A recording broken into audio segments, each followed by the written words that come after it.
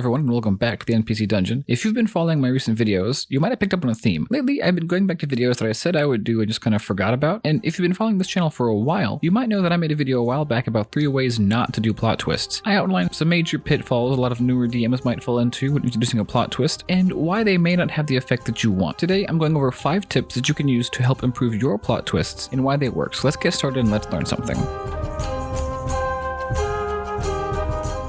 First up, a good plot twist is related to the characters in some way. It should affect them and impact them in some manner. What this does is it gives them a reason to care about and interact with the plot twist that you give them. After all, one of the main purposes of a plot twist is to make things interesting, to shake things up a little bit. If a plot twist exists in some far-off corner of the world only happen because the plot demands it, it doesn't shake anything up and it may as well not even exist. And even if your players can interact with it, do they care about it? If not, the same still stands. Go to their backstories, look at what their characters care about, and use things they have previously done in the campaign to make the plot twist one that your players can relate to and can care about. For example, do you have a powerful NPC getting kidnapped? That's pretty cool, but even if it's a really powerful NPC that's, say, a queen or something, but the characters only spoke to her like once, they probably won't really care. Now, if instead it was somebody they interact with a lot, like a favorite merchant or an ally of some kind, even if they aren't super powerful or important to the plot, they're really important to the players, and the players will probably care a lot more about that NPC. And lastly, whatever the plot twist, it doesn't have to be an NPC,